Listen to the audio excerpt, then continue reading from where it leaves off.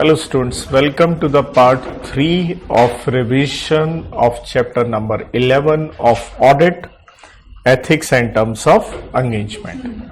देखिए पूरा का पूरा ये चैप्टर, इससे पहले जो दो पार्ट्स मैंने आपको करवा दिए थे 5 पेज लगे थे और आज 2 पेज का टोटल कंटेंट और होगा and we will be able to wind up the chapter. So बेटा जी पार्ट 3 में हम ऑडिट क्वालिटी की बात करेंगे, जहां हमारे 3 कंसेप्ट है 15 से लेके 17 तक। किस तरह से मैंने लिखा पहले वो समझ लीजिए। SQC standard on quality control 1 and सा नंबर 220 पे अपना ये कॉन्सेप्ट है, राइट।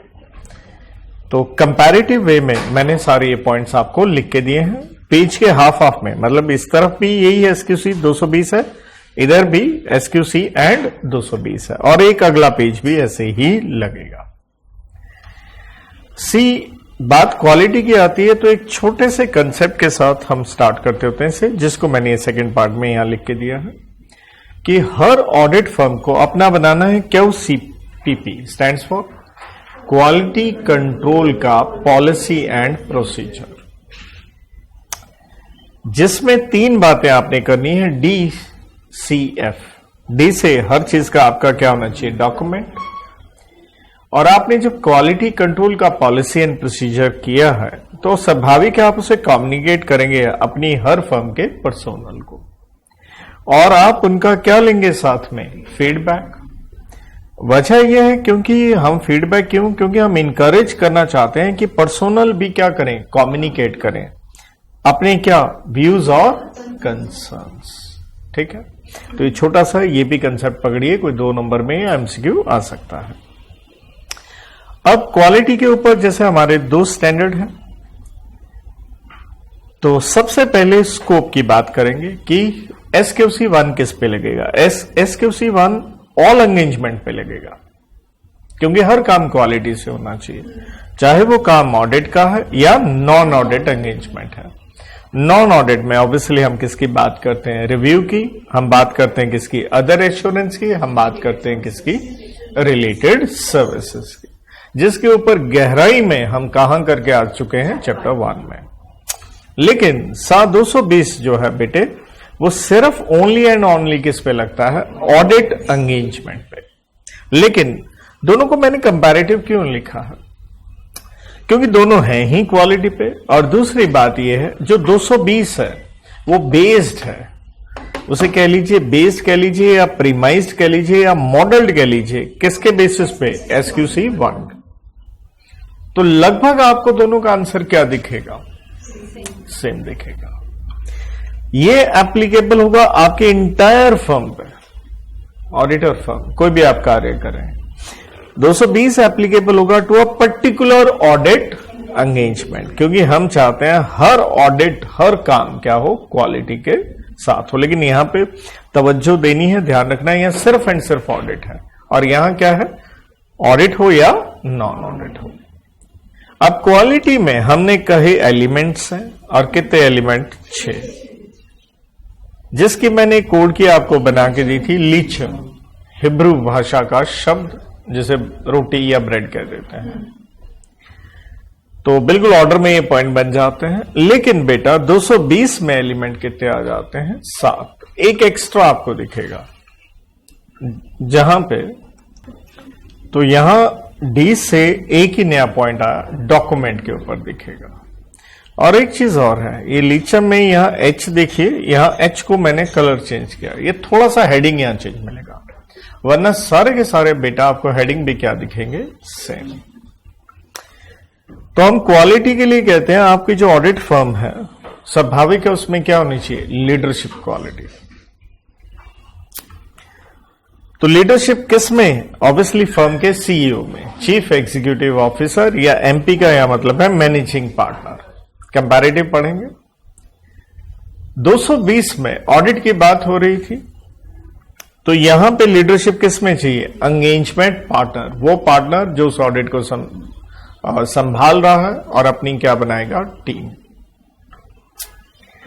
लेकिन ये CEO MP अपनी ये पावर डेलीगेट कर सकते हैं, may assign responsibility to others having किसको?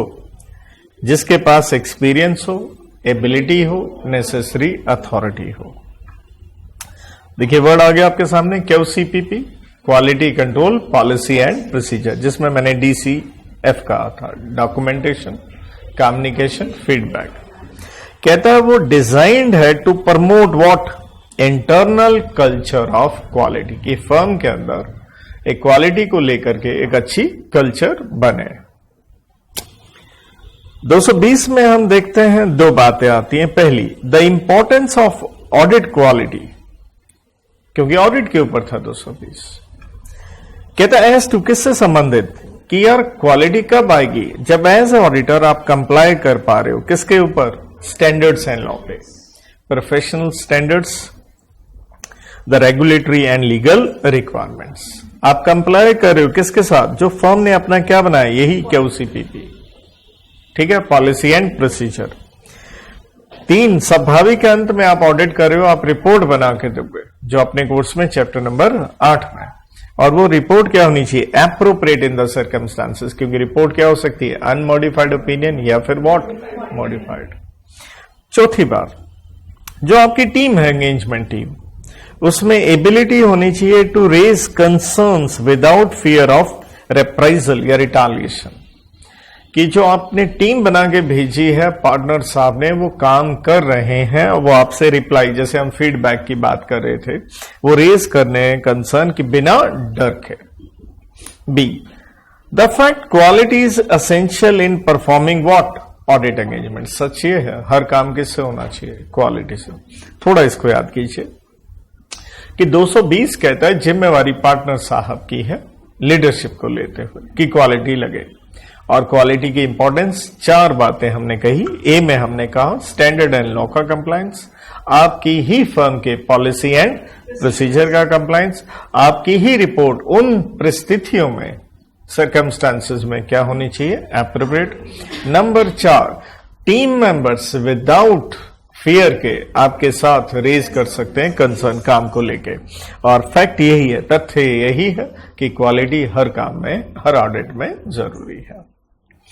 ये हो गया एल से लीडरशिप। ई से एथिकल रिक्वायरमेंट्स, तो फर्म को फिर से स्टैब्लिश करना है। PP stands for policies and procedure, कि हम कंप्लायंस कर सकें किसका? कोड ऑफ एथिक्स का। किसने ले डाउन किया? ICIA ने। क्या पुट अप किए उन्होंने? 5 फंडामेंटल प्रिंसिपल्स, जो कि ऑलरेडी हम पढ़ चुके हैं, कॉपी। सी से confidentiality, objectivity, professional competence and due care, professional behaviour, I for integrity. दूसरी बात इसी में आ गई किसकी? इंडिपेंडेंस, क्योंकि ऑडिटर इंडिपेंडेंट होना चाहिए। पूरी फर्म भी, हर व्यक्ति, पर्सोनल भी, और कई बार आप बाहर से क्या हायर करते हैं? एक्सपर्ट भी। तो इंडिपेंडेंस के लिए आपको कम्युनिकेट करना है, हर एक अपनी टीम, अपनी फर्म के जो लोग हैं, कि आपने इंडिपेंडेंस की रिक्वायरमेंट क्या करनी है? मीट करनी है। बताओ आपका कोई इंटरेस्ट वगैरह तो नहीं कहीं पर?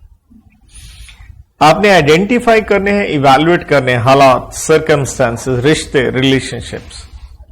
कौन से आइडेंटिफाई करने हैं? जो क्रिएट करते हैं threat to what? Independence. Threat इससे पहले हम 5 पढ़ रहे थे साफी। Self interest, self review, advocacy, familiarity, intimidation. और थ्रेट्स में हमें क्या लेना है? एप्रोप्रिएट एक्शन, क्योंकि हमें रिड्यूस करना है या एलिमिनेट करना है उन्हें। कहां पे? At an acceptable low level. तो देखिए थोड़ा रिपीट टेलीकास्ट है जो हम पहले करके आ चुके हैं। और लो लेवल पे लाने के लिए हमें क्या अप्लाई करने हैं? सेफगार्ड्स। लेकिन अगर ऐसा नहीं हो पा रहा तो सेफगार्ड में याद होगा हमने बात की थी ना, डिजिस्ट, ई से एलिमिनेट, ठीक है, एंड एस से अप्लाइंग सेफगार्ड। ऐसा नहीं हो रहा तो क्या करें? आप विड्रॉ कर लें फ्रॉम एंगेजमेंट। अगर ब्रीच ऑफ इंडिपेंडेंस होता है किसी भी पर्सनल टीम मेंबर के द्वारा, ये वो या फर्म में, प्रॉम्प्ट उसकी क्या होनी चाहिए? नोटिफिकेशन। प्रॉम्प्ट का मतलब टाइमली, तुरंत। तो एक मैकेनिज्म बनाइए जहां पे पर्सनल नोटिफाई कर रहे हैं फर्म को, ताकि वो क्या ले सकें? Appropriate action. और इसलिए हर पर्सनल से आपने सालाना, एनुअल क्या लेनी है? रिटर्न इंडिपेंडेंट की कंफर्मेशन। तो थोड़ा सा इसको कोशिश करें कि आपको याद हो।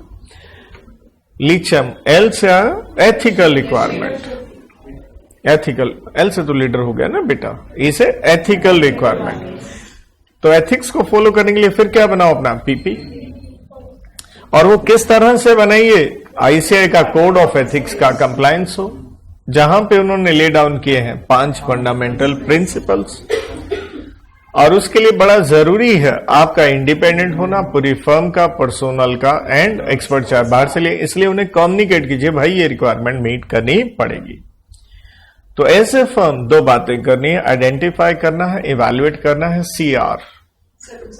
ये वर्ड हर जगह बहुत आता है, सीआर, बहुत सारे चैप्टरों में। क्रिस्टियानो रोनाल्डो नहीं है कि वर्ल्ड कप फुटबॉल में जाओ आप। C for circumstances, R for relationship. जो क्या पुट कर रहे हैं, थ्रेट टू योर इंडिपेंडेंस, और स्वाभाविक है उसको आपको एक्शन लेना है, उनको एलिमिनेट करना है, उनको रिड्यूस करना at an acceptable low level by applying what, safeguards. लेकिन अगर ऐसा नहीं हो पा रहा तो आपको एंगेजमेंट, उस काम को छोड़ना पड़ेगा। देन कहता है अगर कोई ब्रीच ऑफ इंडिपेंडेंस होता है तो प्रॉम्प्ट एक्शन के लिए आप एक क्या बनाइए, मैकेनिज्म, जहां पे पर्सनल आपको नोटिफाई करें और आप एप्रोप्रिएट एक्शन ले पाए। तीसरी बात, हर पर्सनल से सालाना रिटर्न में क्या लें, इंडिपेंडेंस की कंफर्मेशन। अब यहां चलते हैं 220 में, तो 220 का आंसर ये है। यह हम पहले बताए थे, जिम्मेवारी किसकी है, पार्टनर की है। किससे संबंधित, एथिकल रिक्वायरमेंट। वही सेम, थ्रेट्स को क्या करना है, आइडेंटिफाई करके रिड्यूस, एलिमिनेट, नहीं हो पा रहा तो withdraw from engagement. So I will say, चाहे यहां पे कंटेंट थोड़ा था लेकिन कॉपी पेस्ट ही हो गया ना बेटा। देन आता है सी से, क्लाइंट का काम हमें एक्सेप्ट करना भी है या नहीं। और देखिए यही सेम पॉइंट मैं बता दूं, आप कहां स्टडी करते हैं, आपके ही कोर्स में चैप्टर नंबर 2 में, राइट। तो इसलिए बहुत सारी चीजें आई ऑलवेज से कि जब भी पढ़ना होता है उसको हार्मोनाइज्ड वे में पढ़ना चाहिए।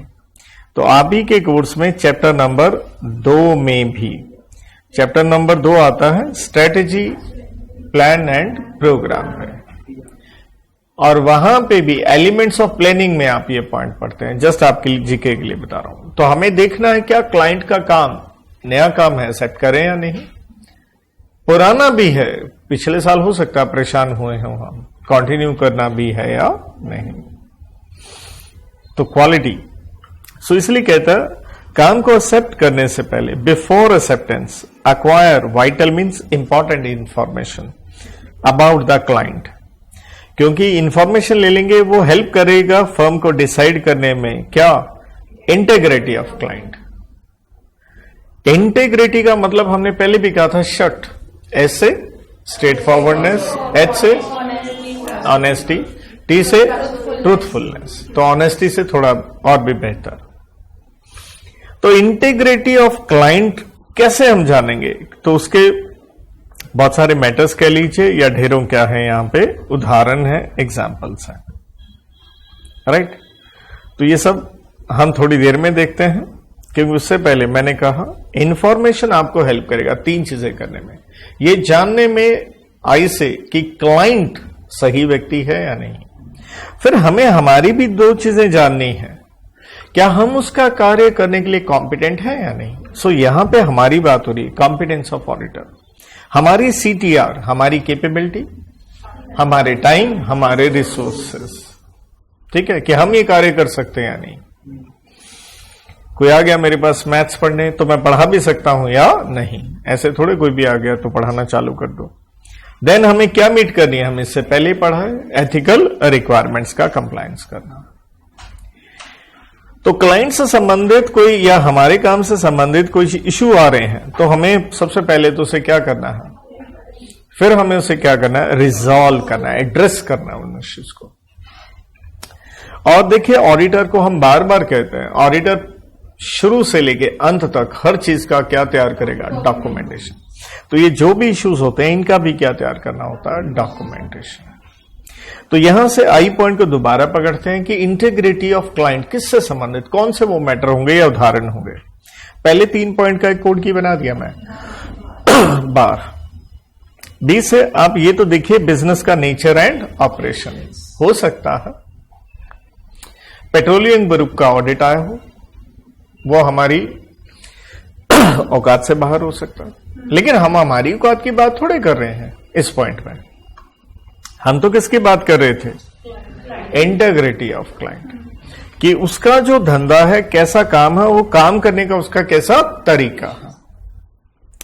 ए से एटीट्यूड किसके? उनके मालिकों का, मैनेजमेंट का, टीसीडब्ल्यूजी का, such as aggressive interpretation of accounting standards and internal control environment. Sir समझे नहीं? देखिए अकाउंटिंग स्टैंडर्ड एक लॉ है, सेक्शन 129 के मुताबिक एफएस कैसे बननी होती है? As per accounting standard. Law है तो लॉ में दिक्कत आती है इंटरप्रिटेशन का, तो उन्होंने किस तरह से उसका इंटरप्रिटेशन किया? एग्रेसिव का मतलब अपने फायदे के हिसाब से सोचा या कंप्लायंस के हिसाब से सोचा? इंटरनल कंट्रोल बेटा किसको क्रिएट करना होता है? क्लाइंट को। तो उन्होंने अपना फायदा सोच के देखा या ट्रांसपेरेंसी को सोचा? इज दैट ओके और नॉट? और से उनकी रेपुटेशन, क्लाइंट की कहो, ओनर की कहो, केएमपी, मैनेजमेंट, टीसीडब्ल्यूजी या कोई भी और रिलेटेड पार्टीज। तो हमने उनकी इंटीग्रिटी के पहले 3 पॉइंट बनाए। बार, उनका धंधा, बी से, ए से उन सब लोगों का एटीट्यूड, आर से उनकी मार्केट में रेपुटेशन क्या है, कि ये व्यक्ति कैसा है। होता ना कई बार हम कहते हैं ये सिर्फ मनी माइंडेड है ना बेटे? So something like that. सो बार जब जाओगे, मतलब कोड की को समझना, तो बार में जाके आदमी पटियाला पैग लगाता है ना बेटे, कोड की है, तो बेटे लगाओगे तो फीस तो लगेगी, तो कोड की कुछ ऐसी है। तो यहां से 2 पॉइंट पटियाला पैग से उठा लो। पी से आपने देखना कहीं ऐसा तो नहीं वो उसके ऊपर पीएमएलए लग रहा। पीएमएलए कानून है, prevention of money laundering act, काला धन 2002 का, कहीं वो क्रिमिनल एक्टिविटीज में इन्वॉल्व तो नहीं है। फिर नेक्स्ट पीस है, देखिए प्रीवियस ऑडिटर अगर आपसे पहले प्रीडिसेसर था तो ऑब्वियसली हमने फंडामेंटल प्रिंसिपल्स में पढ़ा कि भैया उससे आपने कम्युनिकेशन करनी है। तो प्रीवियस ऑडिटर से जानिए reasons for your appointment and reasons for non appointment, कि वो उसको क्यों निकाला गया या क्यों वो रिजाइन करके गया। तो क्या हुआ बेटा? बाहर गए, पटियाला पैग लगाया, अब कोड की ऐसे बनाई है, प्लीज पॉजिटिव लीजिएगा। अब क्या करें, बनानी पड़ती है, आपको याद हो सके। स्वाभाविक है वहां फीस तो लगेगी। फीस एग्रेसिवली कंसर्न्ड, आपका जो क्लाइंट है, एज लो एज, तो ध्यान रखिएगा कहीं, क्योंकि अगर हैंड रिटन से आप 100% करते हैं तो यहां फीस में हम किसकी बात करें बेटा? रेम्युनरेशन की बात करें, जिसमें लॉ का सेक्शन लगता है 142। तो आपकी फीस को लेकर के उसका एटीट्यूड क्या था? तो जो अभी चैंचा पैपे टैंटे कर रहा है वो बाद में भी तंग करेगा। आप ऑडिट करने जाइएगा ना, आपको कोई सुविधा मिल रही है खाने की, चाय की, वो चवन्नी अठन्नी पे चला जाए, फिर तो मुश्किल होगा भाई इस आदमी के साथ काम कर पाना। तो बाहर में गए बेटा, थोड़ी लिमिटेशन तो आपको ध्यान में रखनी चाहिए कि ऐसे आउट ऑफ कंट्रोल हो जाए आप। तो limitation inappropriate in the scope of work, इसका मतलब क्या हुआ कि आपके क्लाइंट ने आपके ऊपर कुछ क्या लगा दी है भाई? कुछ रोक लगा दी है जो कि क्या है? इनएप्रोप्रिएट है। तो ध्यान दीजिए, जो मैं हैंड रिटन लिखवाया, जो भी लिखवाया, सब कुछ वो कवर कर देता है। आपको एक एक वर्ड उसका याद होना मैंडेटरी है। ओके, फिर इकट्ठा कर दूं एक बार। पहले गए बार, उनका बिजनेस, उनका एटीट्यूड, उनका रेपुटेशन। बार में लगाया पटियाला पैग, कहीं पीएमएलए क्रिमिनल एक्टिविटीज में इन्वॉल्व तो नहीं। प्रीवियस ऑडिटर से जानिए कारण उसके नहीं आने के और आपके आने के। पीपी, वहां क्या लगी? फीस लगी। फीस आपके रेम्युनरेशन से रिलेटेड, वो कहीं उसने फिर से एग्रेसिवली कंसर्न तो नहीं था कम हो जाए। लिमिटेशन, आपके काम पे उसने कुछ इनएप्रोप्रिएट तो नहीं लगा दी है। 2 चीजें हमारी थी, हमारा कॉम्पिटेंस, हमारी ethical requirement.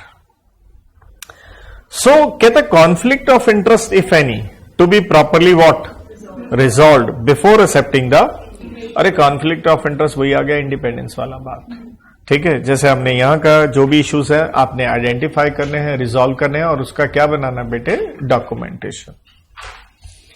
If auditor comes to know about issues after appointment, लेकिन अब तो अपॉइंटमेंट होगी, अब क्या करें? तो ऑब्वियसली आपका क्या होना चाहिए क्वालिटी पे, पॉलिसी एंड प्रोसीजर जो आपने बनाया है आप रिपोर्ट करो क्लाइंट को कि भाई साहब ये लोचा हो गया। आप रिपोर्ट करो किसको, रेगुलेटरी अथॉरिटीज को, कि भाई ये तो गड़बड़ हो गई, ठीक है। एंड क्या करो, विड्रॉ फ्रॉम ऑडिट। यहां कहीं ऑडिट एविडेंस मत बना देना क्योंकि हर बार मैं एब्रिविएशन टॉपिक के हिसाब से यूज करता हूं। Audit engagement and non audit, मतलब सारे के सारे काम से क्या हो जाओ दूर, क्योंकि कॉन्फ्लिक्ट हो गया, क्योंकि इंडिपेंडेंस तो आपको मीट करनी ही करनी है, क्योंकि हमने यहां एथिकल में पढ़ लिया, राइट। और यहां इस पॉइंट का जिक्र क्यों कर रहे हैं, क्योंकि हमने कहा था वो इश्यूज पहले देखने हैं। ओके, आइए अब हम 7/220 में चलते हैं। सेम है, क्लाइंट से संबंधित, नो डाउट 220 में कौन सा काम आया बेटे, सिर्फ ऑडिट का। सेम कॉपी पेस्ट, यहां पे भी हमने अपना वही देखना है, उसका इंटीग्रिटी, हमारा कॉम्पिटेंस, हमारा CTR, capability, time and resources.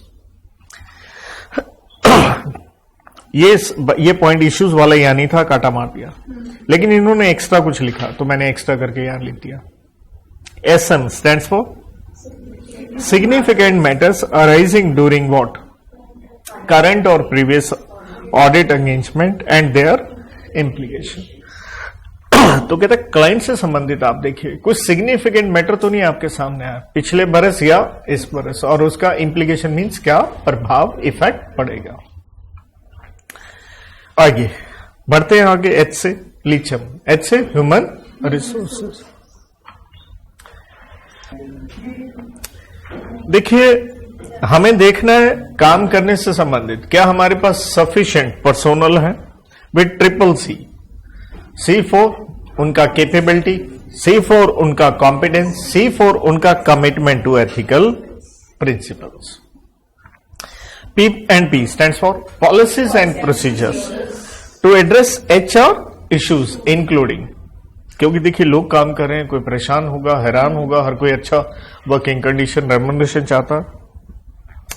तो कई बार हम वो दांत में करवाते हैं ना, RCT सुना होगा, रूट कैनाल ट्रीटमेंट, वही कोड की है। R से कैसे रिक्रूटमेंट करनी है, उनका कॉम्पनसेशन मीन्स रेम्यूनरेशन, उनकी कैरियर की क्या हो, डेवलपमेंट, उनका ट्रेनिंग, परफॉर्मेंस, इवैल्यूएशन। तो रिसोर्सेज से रिलेटेड क्वालिटी कब आएगी, जब उनका कॉन्टिन्यूअस प्रोफेशनल क्या हो, डेवलपमेंट। तो बहुत इजी था, ह्यूमन रिसोर्सेज में सफिशिएंट हो विद व्हाट, CCC। कुछ इश्यूज आएंगे स्वाभाविक है, उनकी अपॉइंटमेंट या एम्प्लॉयमेंट से रिलेटेड, कौन से, रूट कैनाल ट्रीटमेंट करवाओ, मतलब रिक्रूटमेंट। C से उनका कॉम्पनसेशन हो गया, C से उनका करियर डेवलपमेंट हो गया, T से उनका ट्रेनिंग, परफॉर्मेंस, इवैल्यूएशन।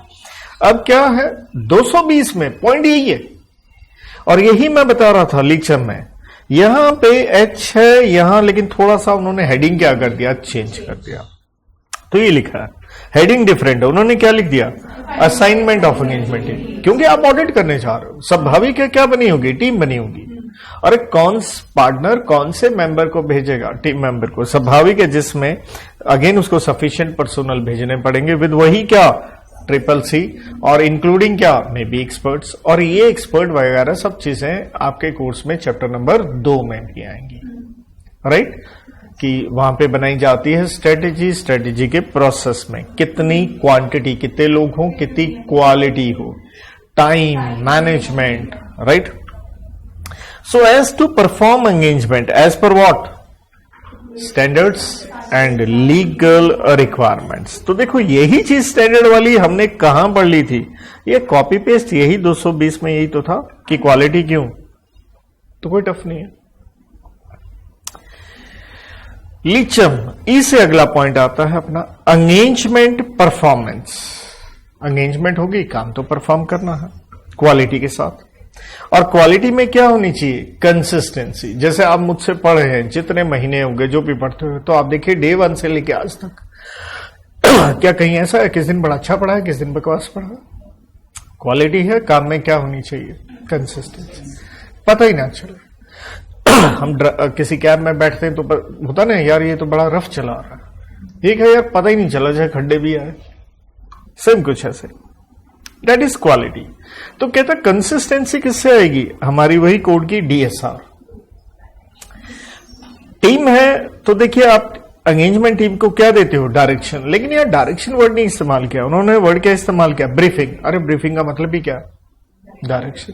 तो मैंने टेक्निकल वर्ड भी जो यूज हुआ सब आपको हैंड रिटन में लिख के दिए हैं, क्योंकि आप उनको ब्रीफ करते हो अपनी टीम को किससे रिलेटेड? ऑब्जेक्टिव्स, कि भैया क्वालिटी से काम करना है। एस से चलिए डी भी 2 आगे, डॉक्यूमेंटेशन। ये बार बार कह रहा हूं, वो तो हर जगह ही पॉइंट है। उनका सुपरविजन एंड ट्रेनिंग। स्टैंडर्ड्स का क्या हो? कंप्लायंस। आर से ऑब्वियसली रिव्यू करना उनका काम, वही डीएसआर। तो नॉर्मली डीएसआर में हम लेते हैं डायरेक्शन, सुपरविजन, रिव्यू, लेकिन यहां क्या गया? डॉक्यूमेंटेशन भी आ गई। जो काम किया, क्वालिटी तो तभी होगी ना, हर काम का आपने क्या किया हो? डॉक्यूमेंटेशन। एक एस में और आ गया कि सारे स्टैंडर्ड्स का, क्योंकि ऑडिट कर रहे हैं आप, क्वालिटी कब आएगी? स्वाभाविक है, ऑडिट करते समय आप सा का क्या करेंगे? कंप्लायंस करेंगे, because SA is nothing but what? Procedures you have to apply, right? तो कहता अगर कोई डिफिकल्ट मैटर है, क्वालिटी तो तभी काम होगा जब आप उससे संबंधित क्या करते हो? कंसल्टेशन। तो कहता है इंक्लूडिंग डिस्कशन कीजिए, विद इन द फर्म भी कीजिए, और कहां कीजिए? आउटसाइड। आउटसाइड का मतलब क्या हो गया? स्पेशलाइज्ड एक्सपर्ट से बात कर लीजिए। टू रिजॉल्व कौन से मैटर? कंटेंशियस, जिसका मतलब है controversial, complex matters. External consultation का मतलब है एडवाइजरी, उसके लिए आप सर्विसेज ले सकते हो किसी और फर्म से, या प्रोफेशनल क्या बॉडी, आईसीआई जो भी है, या अदर रेगुलेटरी बॉडीज। देन आता है EQCR, stands for engagement quality control review. ठीक है, तो स्वाभाविक एक रिव्यूअर आएगा। कहां से आएगा? अगर आप KPMG चंडीगढ़ हो, KPMG दिल्ली से आएगा। एक ही फर्म है, दूसरी उसकी ब्रांच से आएगा रिव्यू करने। तो पर्पस क्या है? ऑब्जेक्टिव इवैल्यूएशन करेगा before what? The report. Objectively, subjective तो करेगा नहीं, ऑब्वियसली ऑब्जेक्टिवली देखेगा हर चीज सही हुआ या नहीं। और रिपोर्ट देने से पहले किस चीज की? Of significant. आपने क्या लगाया? ऑडिट करते समय अपना पीछे लगाया, पीछे के हिसाब से आपने अपने क्या लगाए? प्रोसीजर लगाए। तो आपकी वो सिग्निफिकेंट जो जजमेंट्स थी उनको इवैल्यूएट करेगा ऑब्जेक्टिवली, वो सही थी भी या नहीं। एंड कंक्लूजन्स रीच हुए इन्फॉर्मिंग व्हाट?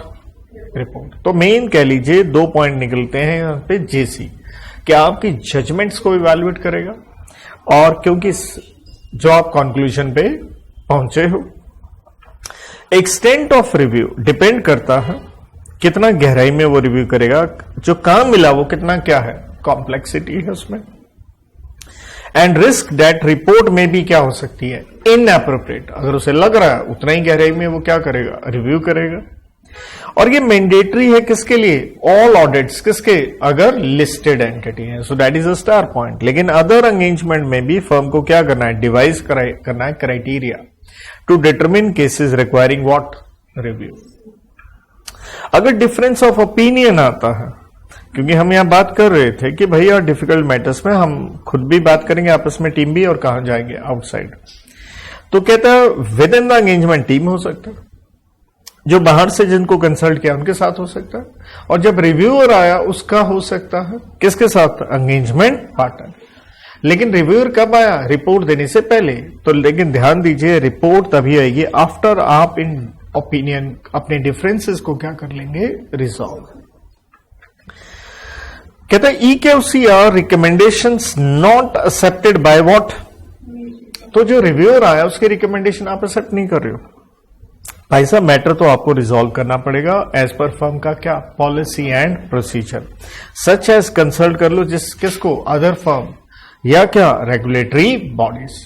तो थोड़ा सा कंटेंट इसका ज्यादा बनता है, एक बार कोशिश करते हैं याद हो। हमने कहा एंगेजमेंट परफॉर्मेंस काम करना है, क्वालिटी से करना है, तो स्वाभाविक है उसमें क्या आनी चाहिए? कंसिस्टेंसी। कंसिस्टेंसी किससे आएगी? DSR, कि भैया टीम मेंबर को सही डायरेक्शन हो, हर काम का डॉक्यूमेंटेशन हो, उनका सुपरविजन हो, और स्टैंडर्ड्स का कंप्लायंस हो, और रिव्यू हो जो भी कार्य किया गया है। कहता है कुछ डिफिकल्ट मैटर्स हैं, क्योंकि काम करना है, तो आपस में बातचीत कीजिए, consultation with in the team कीजिए, या कहां जाइए? आउटसाइड। आप एक्सपर्ट्स से बात कर सकते हैं, लेकिन मैटर को आपको रिजॉल्व करना पड़ेगा। बाहर से आप एडवाइजरी सर्विसेज ले सकते हैं, चाहे किसी फर्म से लीजिए, रेगुलेटरी बॉडी से लीजिए, प्रोफेशनल बॉडी से ले लीजिए, और नीचे आकर के चाहे, क्योंकि ये ऑर्डर में तो वही जा रहा है जैसे हम किताब में स्टडी मैट के हिसाब से किए हैं, तो कनेक्शन यहां पे भी जा रहा है। लेकिन यहां क्यों गया? क्योंकि यहां से पहले क्या आ गया था? रिव्यूअर आ गया था। तो रिव्यूअर या रिव्यू करवाना जरूरी है किसके लिए? हर ऑडिट के लिए। कौन सी एंटिटी? लिस्टेड। बाकियों के लिए भी आपको डिवाइस करना पड़ेगा क्राइटेरिया, राइट। तो इसलिए रिव्यूअर जो है उसका पर्पस क्या है? या ऑब्जेक्टिव इवैल्यूएशन कर सके किस चीज का? जो आपने सिग्निफिकेंट क्या ली? जजमेंट एंड कंक्लूजन्स पे जब आप पहुंचे, और कंक्लूजन पे पहुंच के ही आपकी क्या बनेगी? इन फॉर्मुलेटिंग द रिपोर्ट। और कहता है ये एक्सटेंट ऑफ रिव्यू डिपेंड करता है दो चीजों पे, एक कॉम्प्लेक्सिटी ऑफ एंगेजमेंट पे और एक रिस्क कि भाई आपकी यहां पे रिपोर्ट क्या हो सकती है? Inappropriate, right. अब डिफरेंस की बात आ गई, वो तीनों पॉइंट इकट्ठे आ गए। विद इन द टीम स्वाभाविक है जिनको कंसल्ट किया एक्सपर्ट या एडवाइजर, और तीसरा क्या था? रिव्यूअर। तो आपने रिजॉल्व करने हैं रिपोर्ट देने से पहले, यूं कह लीजिए रिपोर्ट रिजॉल्व के बाद ही होगी। लेकिन मान लीजिए पेचा लग गया एंगेजमेंट पार्टनर एंड किस में? रिव्यूअर में, राइट। क्योंकि पार्टनर रिव्यूअर की रिकमेंडेशंस को एक्सेप्ट नहीं कर रहा, भैया रिजॉल्व करना पड़ेगा, लगाइए फर्म का पॉलिसी एंड प्रोसीजर, और चाहे किसी और फर्म को कंसल्ट करें, वही regulatory body, this and that. 220 में जब हम जाते हैं तो वहां पे ऑडिट का परफॉर्मेंस था। जिम्मेवारी किसकी थी? EP stands for engagement partner. तो ये उसकी रिस्पॉन्सिबिलिटी है, वही डीएसआर करना। लेकिन यहां थोड़ा डीएसआर वाला पॉइंट क्या हो गया बेटे? बढ़ गया। डायरेक्शन आ गई, डॉक्यूमेंटेशन आ गई, सुपरविजन आ गया, स्टैंडर्ड भी आ गया, एक नया आ गया इससे, इसलिए कलर चेंज किया।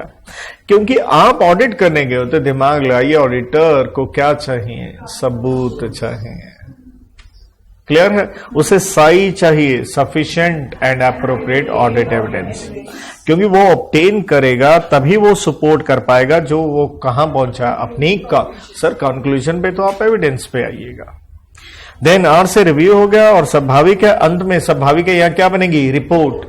और वो रिपोर्ट क्या होनी चाहिए? एप्रोप्रिएट। तो कॉमन सेंस अगर आप यूज करेंगे, सेम पॉइंट है, दो नहीं क्यों आगे? अरे वो ऑडिट करने गया तो सारी कहानी किस पे है? साई पे है। अरे ऑडिट करने गया, स्वाभाविक है क्या बना के देगा? रिपोर्ट बना के देगा, राइट। तो रिपोर्ट क्या होनी चाहिए? एप्रोप्रिएट। जिम्मेवारी किसकी है? ईपी की। तभी तो वो आपका काम सही ढंग से क्या होगा? Engagement performance. और डिफिकल्ट मैटर्स वाला सारा आंसर अपना क्या है? Copy paste. रिव्यूअर सेम है, सेम है बिल्कुल। ये देखो, ये मैंडेटरी ब्ला ब्ला ये सब सेम जा रहा है, लेकिन बस हमने क्या लिखा? थोड़ा सा यहां एक्स्ट्रा लिखा, ये वाला पॉइंट यहां पे जो लिखा था उसकी जगह कहता है एंगेजमेंट पार्टनर जो है, रिव्यूअर आया रिव्यू करने, राइट, उसके साथ मैड करना। M4 डिस्कस करने हैं significant matters as to what? Quality control. A से आप ही को अपॉइंटमेंट किस चीज की? रिव्यूअर की, ठीक है। डी से not date the report until what? Completion of review, कि रिपोर्ट कब आएगी? रिव्यू होने के बाद। तो तीन चीजें पार्टनर की जिम्मेवारी है। एम से उसके साथ सिग्निफिकेंट मैटर्स डिस्कस करो, रिव्यूअर का अपॉइंटमेंट हो, और जो डेट है आपकी रिपोर्ट की वो कब होनी चाहिए? रिपोर्ट के रिव्यू पहले, बाद में रिपोर्ट। ओके, ये टिक टिक का मतलब समझ गए, नोट्स में सेम है। लेकिन ये जो पॉइंट था एंगेजमेंट परफॉर्मेंस, इसका आंसर बड़ा था। ये अभी SQC 1 पूरा नहीं खत्म हुआ था, वो मेरे को कंपैरेटिव ऐसे करवाना था ना आपके लिए आसान हो। तो इस कॉलम में भी जा रहा है। लेकिन सर इसमें तो आपने चैप्टर 6 लिख दिया, वो तो लिख दिया। अब जो सारा कंटेंट पढ़ोगे ना, वो किसके ऊपर है? डॉक्यूमेंटेशन। और ये सारी चीज कॉपी पेस्ट आप कहां पढ़िएगा? चैप्टर 6 में भी। सा नंबर वहां आता है बेटा, 230 आता है, उसे भी आप लिखना चाहें लिख सकते हैं। बार बार मैं यही कहता हूं, ये सब्जेक्ट टफ नहीं है, रियल लाइफ का है, थ्योरेटिकल है। चीजों को ढंग से समझिए, याद होंगी। याद करने के तरीके आप देखिए, प्रिंटेड किताब में तो मेरे बहुत सारे पेज थे, 7 पेज में मैं 100% लिख दिया। फिर भी विद्यार्थी कहे कि मेरे को पढ़ने में तकलीफ आ रहा। बेटा इलाज कराओ कहीं अच्छी जगह पे। सो जनाब, ठीक है, यहां 230 की बात नहीं हो रही, लेकिन डॉक्यूमेंटेशन पे वैसे साहब मैंने कोट किया, तो SQC 1 ही चल रहा। कहता है assembly of final engagement files. जब टीम गई ऑडिट करने, हर चीज का डॉक्यूमेंटेशन तैयार किया? जी सर। उनको इकट्ठा करो एक फाइल या फोल्डर में। रिपोर्ट के कितने दिन में? अगर आप कौन सा काम कर रहे हो? Audit engagement. बाकी केसेस में with in limits appropriate what engagement. ध्यान दीजिएगा, SQC 1 की बात हो रही है। SQC 1 हर काम पे लग रहा था। Audit and what non audit. Audit में मैंडेटरी है कितने दिन के भीतर? 60 दिन के भीतर आपकी रिपोर्ट जिस दिन दी हो सारे कागजों को एक फोल्डर में डाल दीजिए। कोई और कार्य है तो जो भी एप्रोप्रिएट हो टू द एंगेजमेंट उस लिमिट के अंदर बनाइए। देन कहता है जो पॉलिसीज एंड प्रोसीजर का क्या करना है? स्वाभाविक है, पॉलिसी प्रोसीजर आप बनाते हो, डिजाइंड किसके लिए? To maintain. क्या यहां 5 पॉइंट है जिसके लिए मैंने अगर कोड की से याद करना हो तो CSR 135 लॉ में पढ़ते हो, कॉर्पोरेट सोशल रिस्पॉन्सिबिलिटी। AI का जमाना आ गया, आर्टिफिशियल इंटेलिजेंस। ठीक है भाई। तो C से है कहता कॉन्फिडेंशियलिटी हो। क्यों भाई? अरे डॉक्यूमेंटेशन बनाया ना आपने, वो आपकी प्रॉपर्टी है तो कॉन्फिडेंशियल होना चाहिए वो। S से तो कॉन्फिडेंशियल तो तभी होगा जब आप उसको सेफ कस्टडी में रखोगे। R से अरे अगर वो इलेक्ट्रॉनिक फॉर्म में है, पता चले डाटा डिलीट हो गया, अरे बैकअप ये वो समझ के ना क्लाउड पे चढ़ाना। रिट्रीवेबिलिटी हो। CSR AI। A से असेसिबिलिटी, जिसका मतलब है जब भी हमें आवश्यकता हो तुरंत हम उसे अवेल कर सकें। AI। I से इंटेग्रिटी, अरे क्योंकि ये इंटेग्रिटी का कनेक्शन तो आप कॉन्फिडेंशियलिटी से ही उठा लो ना, कि वो ऑनेस्टी के साथ, मतलब इनसाइडर ट्रेडिंग ना हो जाए स्टॉक मार्केट ये वो। Got it? क्योंकि आप ऑडिट करके आए हो।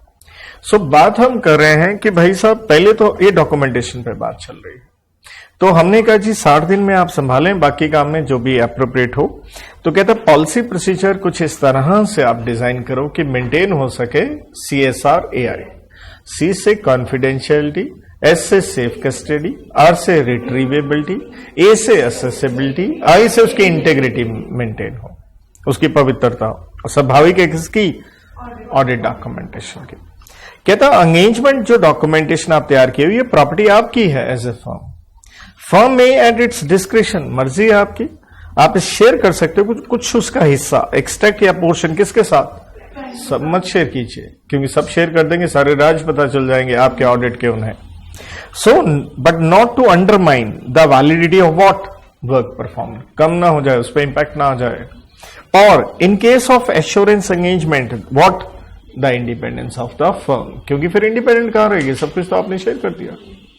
सो इसलिए कहता है शेयरिंग कर सकते हैं, लेकिन ध्यान रहे कुछ हिस्सा आपकी प्रॉपर्टी है, जरूरी नहीं है। अरे भैया तुम्हारा क्या है, मर्जी है, डिस्क्रिप्शन है। किसके साथ शेयरिंग कीजिएगा? अरे क्लाइंट के साथ, ये भी गलती ना हो। लेकिन ध्यान क्या रखिएगा, not to undermine the validity of the work performed और in case of assurance engagement obviously the independence of firm. Assurance आप जानते ही हैं, चैप्टर नंबर 1 में समझ गए ना। एक ऑडिट में आ गई, एक क्या आ गई आपकी रिव्यू में, एक क्या आ गया अदर एश्योरेंस। ये संभाल के रखना है डॉक्यूमेंटेशन 7 बरस के लिए। तो कहता है अगर ऑडिट एंगेजमेंट है 7 ईयर्स, कहां से?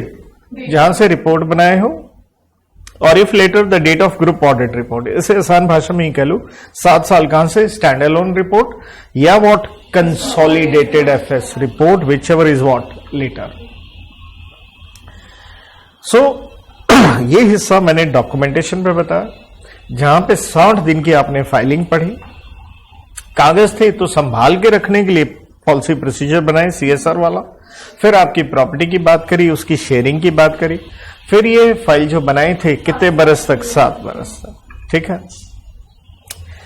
अब ये वाला जो हिस्सा है ये कहानी लिख के दिया हुआ 220 में, तो ये वाला पार्ट यहां नहीं जाएगा।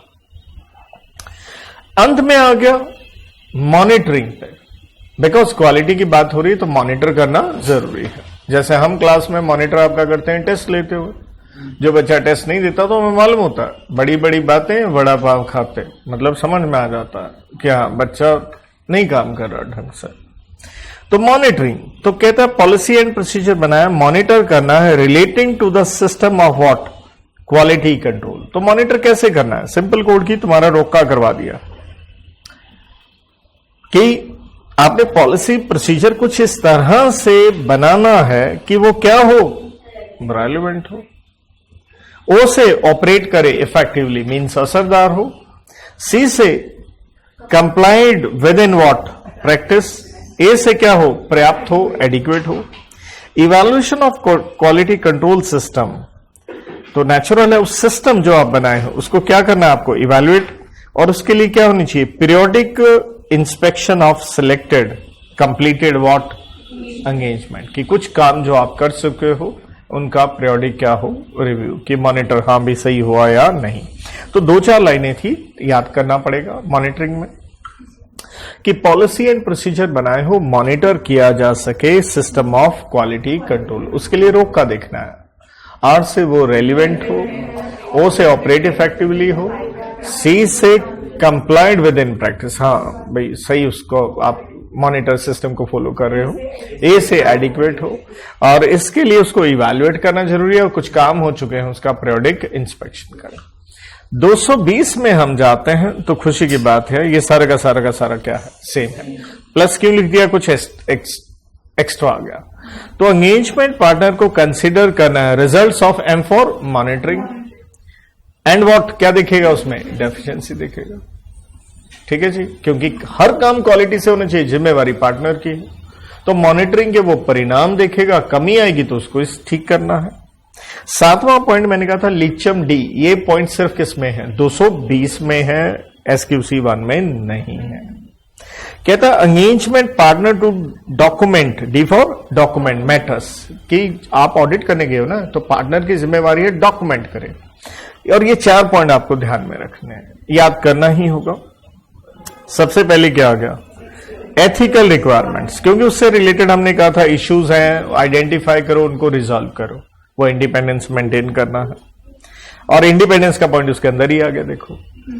देन क्लाइंट का काम आप क्या किए थे, एक्सेप्ट किए थे, कंटिन्यू किए थे, ठीक है। Conclusions reached as to what, acceptance and continuance, क्योंकि उसके ऊपर बेटा नेचुरल लीचम में सी हम पढ़ा थे, ये रहा क्लाइंट वाला, ये कॉपी पेस्ट ही था ना, उसका काम एक्सेप्ट करना है नहीं करना है, तो ऑडिट आया करें या ना करें, हमें उसकी इंटीग्रिटी देखनी थी, अपना कंप्लायंस देखना था, अपने एथिक्स देखने थे, राइट। तो कहता है उसका क्लाइंट से संबंधित एक्सेप्ट कंटिन्यू से रिलेटेड आपने वो डॉक्यूमेंटेशन तैयार करना है। सी से ही consultations taken during the course of what, audit engagement, जो हमने कहा था बाहर से आप एक्सपर्ट है ना, एडवाइजरी सर्विसेज लेते हो। तो कहता है डॉक्यूमेंटेशन बनाएगा, पार्टनर बनाएगा, ऑडिट से संबंधित बनाएगा, जिसके अंदर कितनी बातें होंगी, 4। एक एथिकल रिक्वायरमेंट, उससे रिलेटेड जो इश्यूज थे और किस तरह से उन्हें एड्रेस या रिजॉल्व किया गया। आई उसी का हिस्सा आ गया इंडिपेंडेंस के कंप्लायंस से रिलेटेड।